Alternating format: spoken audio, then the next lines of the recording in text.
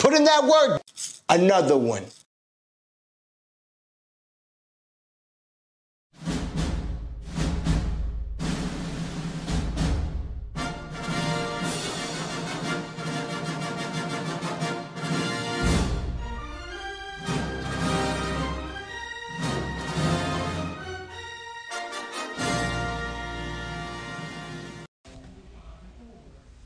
Hey everybody, how you doing? This is the Fantasy Typhoon, aka the Mentalist, aka your favorite analyst. Welcoming you to the first episode of our new show entitled GRIDIRON Evaluations. Co-hosts are the one and only First Down Scout and my man Damian Parsons. This will be a solo episode. Of course, Merry Christmas to everyone listening. Everybody's on Christmas break. So this will be more in the podcast form.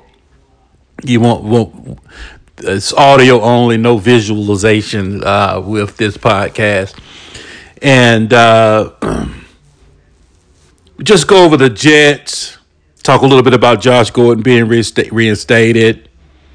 We'll talk about the playoffs, college football playoffs, and NFL playoffs as well. And we'll go a little bit into Odell Beckham. Is he better off from the Browns, or are the Browns better off without him? We'll just touch on those topics right quick. Once again, Merry Christmas to everyone. Hopefully, you download this podcast from your favorite host, and we'll try to keep these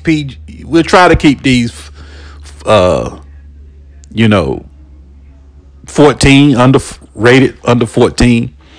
Now, when we have guests, sometimes they might drop a bomb here and there, but most of all, when you're riding around with the kids, I try to keep this user-friendly. So going forward, these podcasts should be pretty much user-friendly. If not, I'll give you the heads up at the beginning. Once again, we'll just go over the Jets, talk a little bit about Josh Gordon, both playoffs, college football format, and the NFL format. And Odell Beckham Jr. Are the Browns better off with or without him? Once again, this is episode number 1. GRIDIRON Evaluations, the Fantasy Typhoon. Well, first, Josh Gordon has been reinstated once again to the NFL. He's playing with he's just been activated to the 53-man roster with the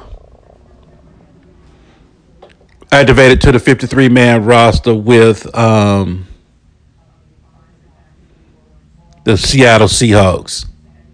So he's set to make his NFL debut of the 2020 season upcoming Sunday. Remember, tonight we have Big Ben. Well, let me give you the time, date, and stamp. It's December 21st, 7:17 Eastern Standard Time. Bringing you GRIDIRON Evaluations Part 1, Episode number 1. He's been conditionally reinstated. So he's 29 years old now. He's been working, with the strength and conditioning staff, getting himself up and ready to go. Reports are that he's cut. He really has not had any problem as far as, keeping the weight down, staying cut. I would say under 12% body fat for pretty much every time he stepped on the field. So hopefully with the new CBA in place, hopefully as far as for, substance abuse, this should be the last hopefully this is the last suspension of Josh Gordon, because I don't know if he can come back from another one. He's joining all-world DK Metcalf, the ex-wide receiver, the number one wide receiver, Tyler Lockett. We were trying to tell anybody who would listen via Game Time and via Down with the King, my other shows that are on Typhoon, on the Fantasy Typhoon Studios host. Tyler Lockett, man, we were trying to tell you in your dynasty leagues, look, go ahead and let this guy go. And believe it or not, next year is his final year of his contract. So I don't know what the future holds for Tyler Lockett, but his time is limited playing for Seattle. Their wide receiver one is in the building, and he's on the field. Russell Wilson has his mind. Russell Wilson has him under control. Russell Wilson will bring him along during the offseason. Russell Wilson will teach him what to eat, how to take care of his body, and up his route tree. Because look, I mean, to be honest with you, DK Metcalf is just beginning. Once you see him run the 6 and 7 routes with consistency, oh yeah, it's time to rock and roll. But with David Moore, so I would look for a small package of plays for Josh Gordon going forward. In my leagues, remember, this is not really fantasy football catered, but we will give you evaluations from the gridiron, whether it's college or the NFL. Now, Josh Gordon has lost a step. This Josh Gordon that we see now is not that 2013 phenom that we saw just come in. That's more DK Metcalf now. DK Metcalf is what Josh Gordon could have been. And like I said, DK Metcalf is just getting started. He still has the training wheels on, if you will. This guy hasn't even begun yet, and it's scary. So look for him to already come in immediately and usurp David Moore, kind of take his snaps. He's not touching DK Metcalf snaps. And he's not touching Tyler Lockett snaps. So let's just go ahead and call that what it is. But once again, Josh Gordon is back on the field. Good luck to you, Josh Gordon. In my dynasty leagues, I picked him up as soon as the news broke. He was on the wire. I picked him up for free. Still have bench room for him as of the moment. I carry him as long as I can. I'm not expecting any kind of big breakout, maybe a touchdown. He can be used as a red zone threat. With all the attention going to DK Metcalf, Josh Gordon matched up against the strong safety and the second best cornerback, the second best DB on the team. I'll take a bite on the bench and just kind of see what comes up. But as far as that outstanding Josh Gordon, I'm not expecting any stellar performances from him going forward. But just in case, you have to remember your league mates love Josh Gordon, so there's always some sort of value for him going forward. I picked him up in one of my dynasty leagues earlier at the beginning of the year when it said he would be reinstated. And, folks were assuming he would be reinstated before week 1. I went ahead and traded him out for a 2 and Jared McKinnon. Then went ahead and traded Jared McKinnon out for a 2.1. So, and then I took that 2 and that 2.1, put it together. I went and got a first round pick out of that deal. So that's what we're always trying to do. You can't remember this. You can't go broke earning a profit in your dynasty league. So that's always something to remember. As long as you're always gaining, you're picking up something like Josh Gordon for free, getting a third late second, or whatever you can, you're gaining. It's all about gaining. It's all about gaining going forward. So, welcome back to the NFL, Josh. This is the last shot. This is the last shot for Josh Gordon, folks. So let's hope he can put something. I say I'll go on record and say he'll catch a touchdown in week 16. I'll go ahead and go on record with it. They play looks like they play the Rams. So Jalen Ramsey will be all over. Look for Ramsey to be all over DK Metcalf. Hopefully this time, when I went back and watched the film, DK Metcalf was open. It was Russell Wilson who was hesitant on pulling the trigger, getting him the football. So, I mean, so a lot of that, when you look at the stat box, it looks like he was completely shut down. But when you go back and watch the All 22, that reveals a different story. Although, in fantasy football or whatever, what matters is that score. Even though that score doesn't tell you why. So I had to go back and look and see why. It was that, and it was Russell Wilson not pulling the trigger. DK Metcalf was open. But we'll see if there's any changes this time when they play. But Josh Gordon will be back on the field. New York Jets. Let's move on to the New York Jets. And, you can tell your fantasy crowd from the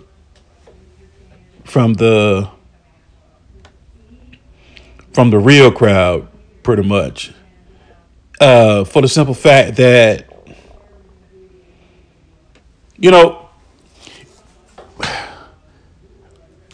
folks who've played football. I can't even put it to you that way. It's kind of hard to frame this, so I'll just go ahead and say it.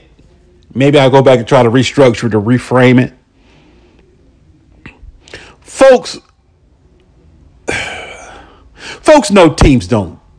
Folks know every player out there on that field on Sunday, Thursday, Saturday. Well, not Saturday. Well, sometimes Saturday. NFL players. Put it that way. Every National Football League professional player does not tank. And if I could speak for them, if they were at the podium and you asked any Jet player, are you tanking for Trevor Lawrence? They couldn't really give you their real response. They would have to be political and say, well, of course not. But their first instinct is really to grab that person who asked that question, push them upside the wall, and punch them a couple of times. That's what I think they really would want to do. You tanking? Are you out your mind tanking?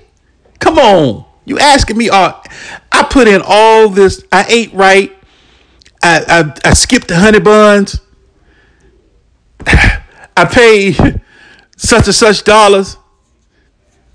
I put down all the fried foods to come out here and play and tank for Trevor Lawrence. So it's very insulting saying a national football team tanks. Now let me tell you how this works. Let me explain this to you, so you won't just go out there loosely and say teams are tanking, because no NFL team tanks, period. All right, let me tell you where the tanking takes place. Let me clarify this. Now, if you're looking at the game and you have a suit and tie on or a suit on and you're up in the box, pretty much the owners, the presidents, the CEOs, the contracts, head of contracts, somewhat the GM, they're tanking. They can tank because they don't play the game. So they can have a tank mentality like, let's say, your fantasy football leagues. You can start Patrick Mahomes, but you start Nick Mullins instead. You're tanking, right? That was a decision that came from you to basically tank to get a better pick. Now, me, myself, I don't tank. If I had Patrick Mahomes, I'm starting Patrick Mahomes. I just can't do it because I look at it more like a real football player. It's just not in me. I'm a dog. They're dogs. You can't ask those dogs to go at a slower pace or to miss tackles. Man, these guys are warriors, are gladiators, and you asking these guys, you actually think these guys miss tackles for Trevor Lawrence? Okay, let me put it to you this way. Let me tell you how stupid that sounds in a minute. I'll bring it out. Now the front office might, let's say, trade away. Let's just say might trade away a strong piece here. Might trade away your Le'Veon Bell. Might trade away your top wide receiver. Might trade away your top left tackle. Might trade away your top defensive tackle, your defensive lineman, and a couple. It might trade away your top safety or DB in Jamal Adams. That's not tanking.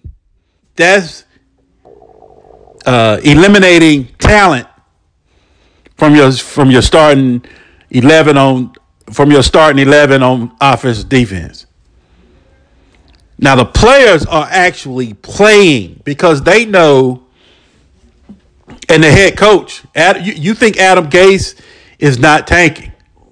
No head coach tanks. Okay, let me put it to you this way. And this is the clearest way I can put it so it can make sense. Why would Adam Gase tank to get Trevor Lawrence and he won't be around to coach Trevor Lawrence? That makes no sense. Adam Gase is fighting for his life, for his reputation. He wants to coach again in the NFL. No team wants to go 0-16. No team in the NFL wants a 0-16 attached to their resume. No player wants an 0-16 attached to their resume. No head coach, offensive coordinator, DC, quarterbacks coach, linebackers coach, tight ends coach, running back coach wants a 0-16 attached to their resume. Nobody wants this. Every team, every week, is trying their best to win. Now, the front office might be trading out vital assets to where the talent level is depleted and they're not fully stocked or fully staffed on Sunday, so that way they are automatically losing games. But no player is actually tanking because here's another one. 60% of those players that's on that roster now won't even get to see Trevor Lawrence or Justice Fields or whoever that next quarterback that's coming in the door for the New York Jets. Nope. Half that locker room and the coaches won't even get to see them. Let's say if they did lose to the Rams. Let's say if they did go ahead and tank or whatever you say and lost that game. None of those coaches, because a whole new coaching staff is coming in, and 60% of those players will be recycled, won't be there. We'll even get to see Trevor Lawrence. So those guys are putting their play on film now. So all the other 31 teams are watching these guys play, so they can play and feed their families on a new team next year. That's what's happening. And come on now. Nobody, let's just go ahead and put that to bed now, please. Stop saying New York Jets were tanking. Nobody's tanking. Now, the New York Jets did go ahead and New York Jets did go ahead and beat the LA Rams. So, right as of right now, today, the Jacksonville Jaguars have the number 1 pick, and the New York Jets have the number 2 pick. Right now, They beat the Rams 23-20. And now, do you think the Rams like that on their resume? But at the end of the day, all teams are professional. Any team can be any given Sunday. Any team can be any team on Sunday. So next week they play the Browns, and the week after that they play the Patriots. So the next two games for the Jets are the Browns and the Patriots. Look at the Cowboys. Cowboys have won their last two games. Nobody is tanking. Jacksonville Jaguars really tried to win that game this past week. Folks, nobody is tanking in the NFL. So let's just go ahead and call that what it is. So I'll move on to the playoffs. Playoffs? Get to these playoffs, these college. Let's handle the college first. Let's handle the folks that play on Saturday. It's pretty much a stacked deck at the top, to be honest with you. You know, and I'm pretty sure the college football brass, who's in control, that college football commission, love the way this stacked up. Alabama 1, 11-0. Clemson coming in at 2, 10-1. They really want to see these guys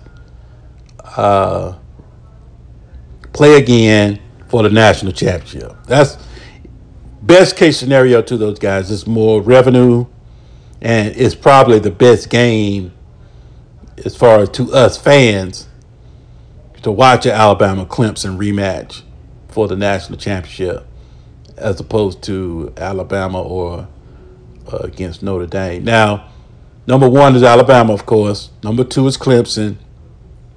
Ohio State is 6-0, coming in at number 3. Then you have Notre Dame coming in at number 4. They beat a limited Clemson team the first time around. So that's how Clemson got their one loss. Clemson went ahead and got COVID-free, turned around and repaid Notre Dame with their only loss this past Saturday in the championship game, Clemson against Notre Dame.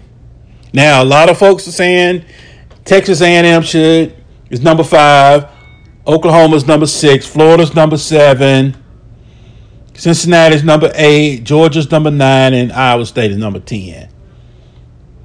Now, Alabama 1, Clemson 2, Ohio State 3, Notre Dame 4. The weak link is Notre Dame, of course. Notre Dame can't hang with Alabama, can't hang with Clemson, and they can't hang with Ohio State. Notre Dame just plays a little too methodical, and their play is a little too slow. They don't have a potent offense, if you will. Now, would you rather see Texas A&M? Yeah. Would you rather see Oklahoma? They're 8-2, so you can't play for a championship with 8-2. Florida 8-3, you can't play for a championship. I don't care who you lost to. You got 3 losses. You can't compete for a national championship with three L's on your record. Let's look at Cincinnati, 9-0. Now, they might have played a little bit less competitive schedule, but I would rather give them a shot over Notre Dame. If it were up to me, if I had a chance to switch out that number 14 and take it away from Notre Dame, I would bypass Texas A&M, Oklahoma, and Florida. I give Cincinnati a shot. I mean, Alabama is going to destroy Notre Dame or Cincinnati either way. Alabama is going to destroy Texas A&M, Oklahoma, or Florida. So, I mean,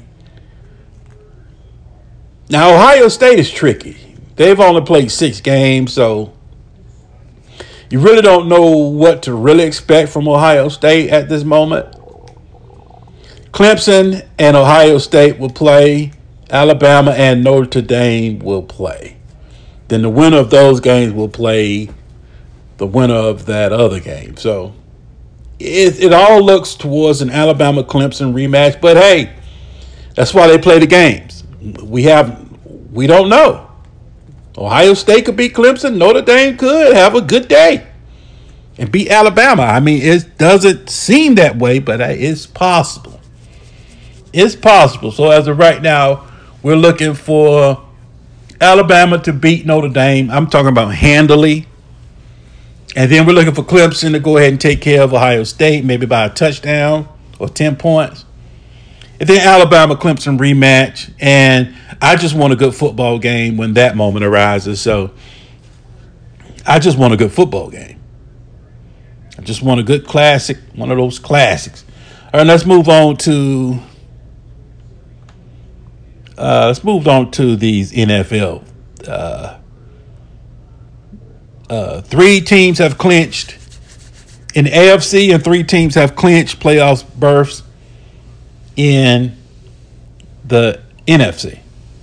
Chiefs coming in at number 1, 13-1, just beating folks left and right. Offense is pretty much unstoppable. Mahomes is unstoppable. Tyreek Hill is unstoppable. Travis Kelce is unstoppable. It's like there's nothing you can do with those guys. You go into the game knowing, look, we have to stop Tyreek Hill or slow down Tyreek Hill. We have to stop or we have to slow down Travis Kelce, and you can't do it. For the simple fact that Patrick Mahomes is just a complete quarterback. You play, let's say if you play zone, try to keep everything in front of you. They'll whoop you with Travis Kelce pretty much getting into those tight windows and sitting down in zone. Then sooner or later, you're going to have to play man sooner or later. And when you do, that's when Tyreek Hill gets you. Or let's say if you play man and you just happen to, because you have to cover for 5-6 seconds, which is pretty much impossible, especially with all that speed. With a 4-3, 4-4, pretty much 4-4 Sammy Watkins, 4-4 Hartman, 4-4 Tyreek, 4-4 Robinson. I mean, everything coming at you is pretty much 4-4 and under. So, I mean, these guys are blazing fast. Clyde Edwards-Helaire went down with the injury. His outlook right now looks like he won't return. So it looks like Le'Veon Bell will be the starter for the remainder of the season. And I don't know, but they do get as of now, they do have that bye pretty much sewed up. It depends on what the Steelers do tonight against the Cincinnati Bengals. Now, one thing I do like about this new playoff format that they have 7 teams and one team at the top gets the bye, it makes everybody has to play pretty much even on week 17. There's a lot at stake even in week 17 is what I like to see. Which is you pretty much won't see folks benching or folks taking a game off because everything is already set in stone. So you don't have to play that last game. This format here, hey, these guys got to play. Chiefs, Steelers, Bills all have clinched playoff berths in the AFC. Titans play the Packers this weekend, which is a huge game. The Browns are number 5 at 10-4. Colts 10-4, number 6. And the last playoff spot as of today, if the playoffs were today, Miami Dolphins are in, and the Baltimore Ravens and the LA Raiders are out.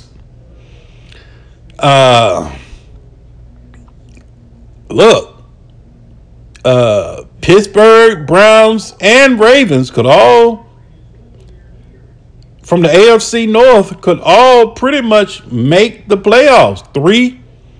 Three teams from one division. Just like the Cardinals, the Rams, and the Seahawks 3 teams from the NFC West. So there is possible that, each division, one division in each conference could send 3 teams to the playoffs. But Dolphins can't lose. If Titans are 10-4, they lose to the Packers, and the Ravens win, which would be 10-5. Titans beat the Ravens. I think the Titans already beat the Ravens? So Ravens will still be out. Ravens need a Dolphins loss. Ravens need the Dolphins to lose.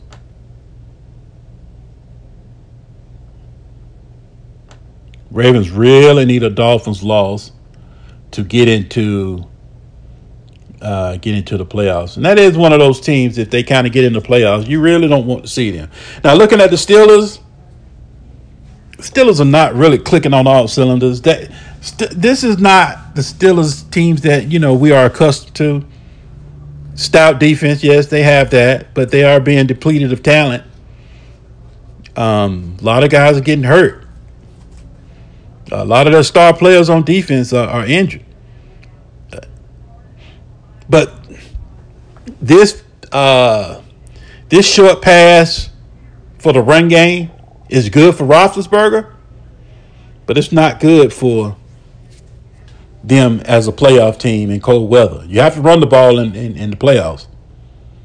And that formula is the teams are sitting on those routes now. Just look at the Buffalo Bills. They sat on those routes.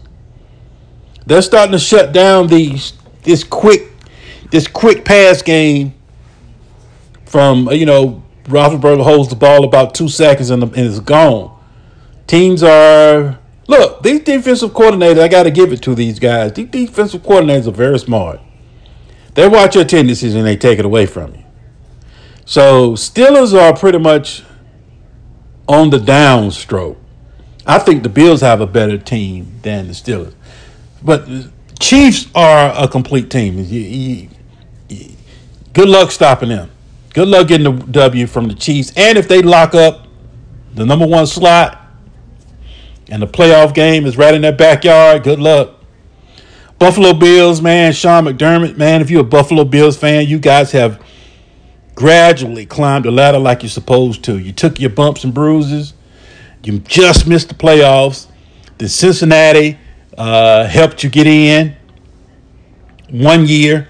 Then after that, yeah, you're walking on your own now. Love what Sean McDermott, Brandon Beane are doing there in Bills. They brought in Stephon Diggs. I was a little skeptical at first because I didn't know what to expect from Josh Allen. Spent a lot of time with Josh Allen, not just man on man. They use machines. They use technology. They use 3D. They use those 3D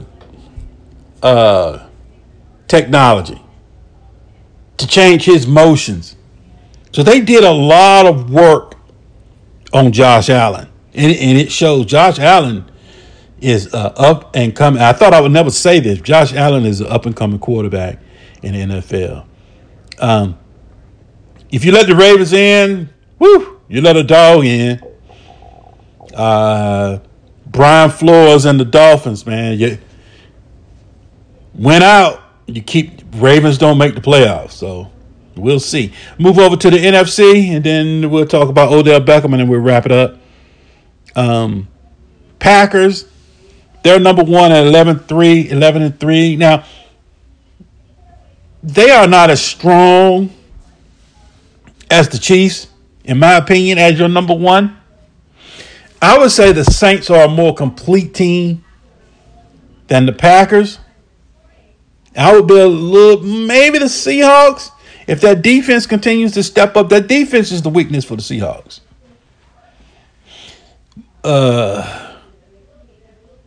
So, I mean, you just look at all these teams in the playoff. Look at the coaches. Andy Reid, Mike Tomlin, McDermott, Sean Payton, Pete Carroll, and Matt LaFleur for all these teams that have clinched playoff berths. Matt LaFleur, you would think, is the weakest. But we'll see. Packers, I don't know. I'm a little worried about the Packers. If I had to be worried about one of these teams, it would be the Packers. Saints, Drew Brees came back. Seattle, they're starting to figure Russell out a little bit. They're rushing him a little different now, keeping him in the pocket. Now, teams that are in the hunt are your Washington Redskins.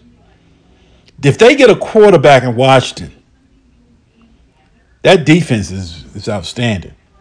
They get a quarterback in Washington with all this quarterback carousel that would take place during the offseason, during the FA.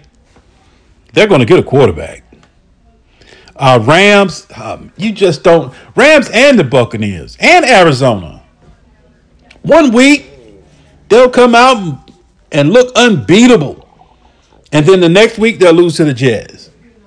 Or they'll lose to the Bears. Or they'll lose to the Giants or something. You know, it's... I want to say Tom Brady should be able to take over, but I don't know. I don't know.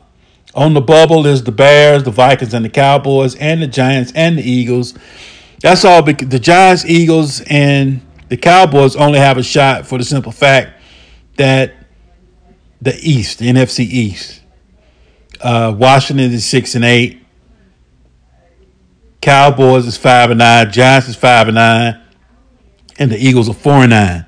Now, if the Cowboys win out and Washington loses out these next two games, Cowboys will be in because the Cowboys play the Giants Cowboys play the Eagles. And the Cowboys play the Eagles and the Giants. I think are the remaining games for the Cowboys. So that would put losses. That would put losses for. Yeah, Cowboys have the Eagles and the Giants left. So if they beat the Giants, that would take a loss on the Giants and put them out. And if they beat the Eagles next week, that would put another loss in their column and put them out. But for the Cowboys to get in, since they have lost both games this year to Washington, if Washington wins one game, Dallas can't go to the playoffs. Even if they beat the Giants and the Eagles. Just for the simple fact that they can't overtake the Washington Redskins, Washington as the number one team. So Washington pretty much wins one game. Cowboys are done.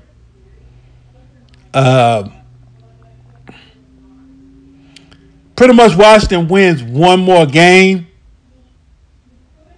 They pretty much have this sewed up. The Rams, I don't know what just happened to them, to the Jets we were just talking about. Tampa Bay Buccaneers, they just played the Atlanta Falcons. And I know Brady came back against the Falcons again, but I don't really care about that.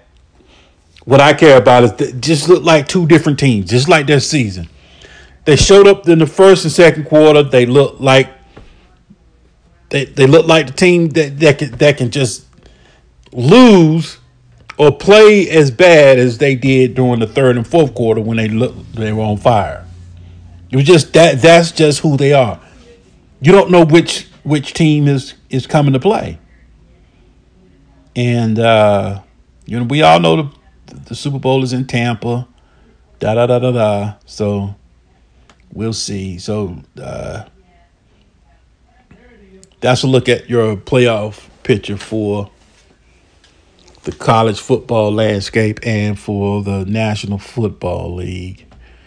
Talk about Odell Beckham, and we'll wrap this up. Look, Odell Beckham, he's rough to evaluate because you have to Not only do you have to put his start, stop, his height, weight, his speed, and all of that into the equation with Odell Beckham, it's his brand. You know, these guys now, they're after their brand. They're trying to build their brand. Like if you will, like Deion Sanders, if you will. Well, Odell Beckham is what, 5'11", 198. First round pick. He's pick number 12. Comes out of LSU. 2014 was his rookie season with the New York Giants. He came in like gangbusters. When he got started, this guy was unstoppable as a rookie. You know, he had like hamstring injury issues at first, and they kind of held him out like the first 5 or so games. And then once Odell Beckham got in, it was over. He showed he belonged in this league. But as his stardom continued to shine, then he had that catch against the Cowboys, which elevated him to another stratosphere as a star. But it was more as a person as opposed to the player. So when you're dealing with Odell Beckham, it's like you got two sides, kind of like Deion Sanders. You got Prime and then you got Deion. When the lights turned on, Deion came out with the Jerry curl, with the gold on, with the swagger. But at the same time, that same Deion that took the field had that same swagger and could back it up. You know, Odell Beckham hasn't won a playoff game. And then he's on the sideline. His brand is, you know, causing confusion. I'm talking about as far as trying to marry a net.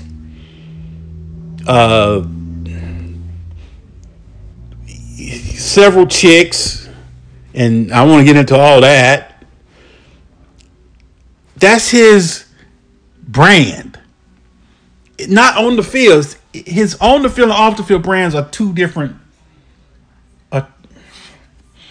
Like I said, when the lights came on, Deion's brand came out on the field.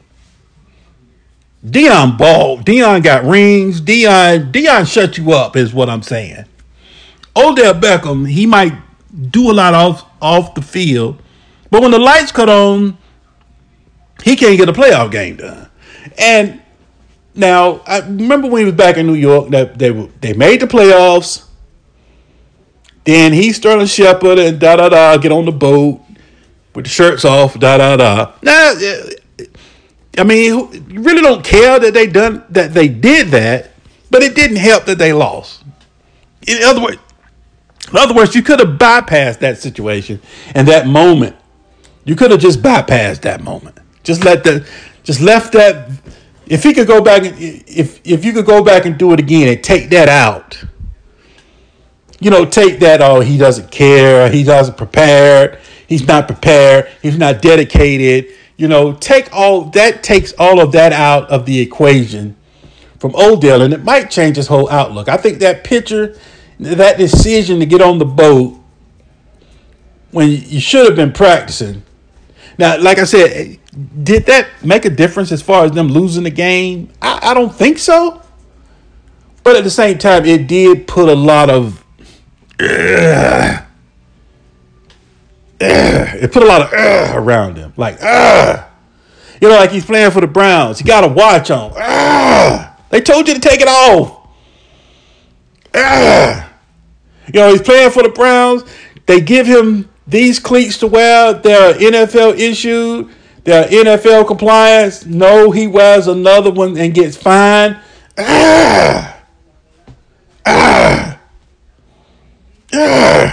You see what I'm saying? It's just that. Then when soon as he gets to Cleveland, first thing he's saying, well, all they can talk about is New York.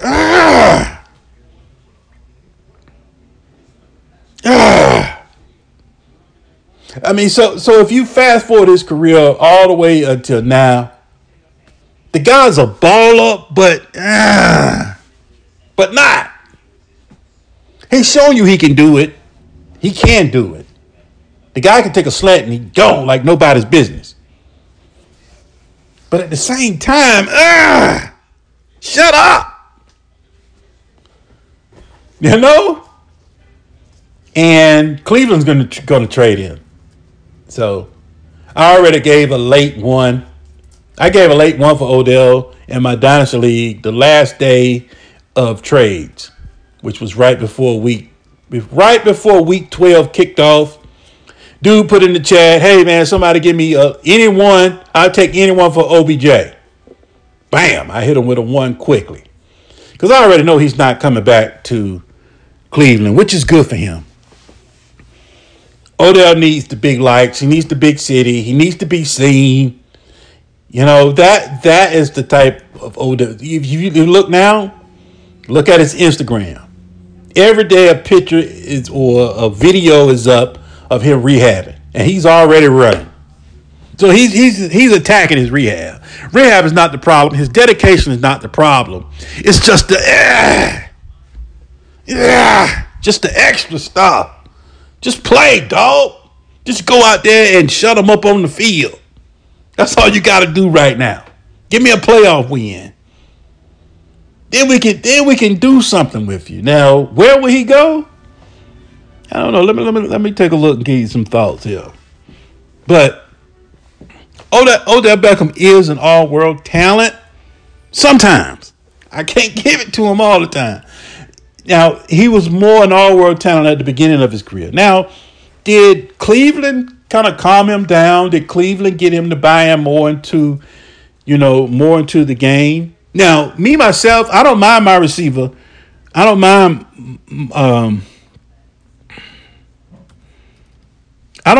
my players wanting the ball. See, that's the difference. That's the difference. When you understand NFL, those players' minds, you understand they want the ball. That's part of their DNA. Is, hey, give me the ball. I want the ball. Who wants a player on that team, on that dynasty team, that don't want the ball? I want my player on the sideline, man. Y'all better get me the ball. I mean, that's what I'm looking for. I'm looking for a dog. That Justin Jefferson, by the way, that's a dog. And it's not by his box score. It's not by his stats. It's the way he plays. He plays with confidence. That guy plays with confidence and a skill level that's, man, just wait till next year. That guy already knows I'm going to beat you, tell you I'm going to beat you, and then goes out there and beat you. That's a dog. Let's see. Pittsburgh replace Juju. Nah, Pittsburgh won't pick him up. Cincinnati? Nah, Cincinnati won't trade for him. Probably those two teams are in the AFC, North, so they probably wouldn't trade with Cleveland. Cleveland probably wouldn't trade him there anyway, and then you got to see him twice a year. Raiders?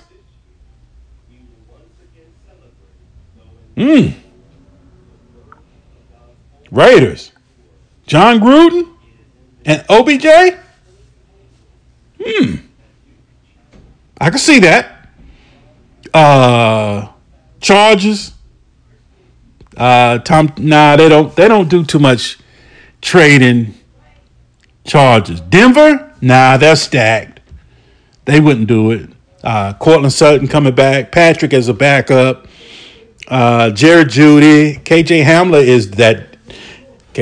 is starting to impress me. Buffalo? Nah, they just brought in Diggs, John Brown, Beasley. I think they have their core together. Green Bay? I don't know. Carolina? Baltimore? Please don't go to Baltimore. Jacksonville might dance, but would he want to go there? Tampa Bay? No. Atlanta? No. San Francisco? They don't have the cap space. Cowboys? No. Detroit, that's a strong possibility. Tennessee, nah, please don't go there. Chicago, Allen Robinson wants out. Could they let Allen Robinson walk and bring in? Right now, the Raiders is the one that sticks out. Minnesota, Justin Jefferson, and nah. New England, that's a possibility. Miami, yes. New England a possibility, Miami a possibility, and the Raiders are strong. Raiders, it looks like Raiders is the spot. Seattle, nah. Washington, yes. Washington and the Raiders are number one. He would come in and just bump Terry McLaurin out of that number one spot. They're getting a quarterback. Houston, possibility. Indianapolis, oh, please go to Indianapolis. Philly, yeah, Philly a willing deal. Arizona, nah. Jets, he probably wouldn't go to the Jets. Rams, nah, I don't think McVay would do it. Kansas City, I would say no. Saints, no. Back to the Giants. To be honest with you, that's the best place for him is back with the Giants. That is the number one spot for OBJ is to go back with the Giants, but that's not happening. So right now, the number one spots are New England, Miami, and of course the Raiders and Washington or Houston. Those guys will and deal. All those teams will and deal. All right, folks, this has been Gridiron Evaluators. This has been the Christmas show. Merry Christmas to everyone, to you and your families. We'll come back on and do something for the new year. And once we get situated, we'll be back on YouTube where you can see me. We'll be back in the studios, out of town for the studios, folks. And Merry Christmas to each and every one of you. Gridiron Evaluations. Episode number 1 is in the books. We gone.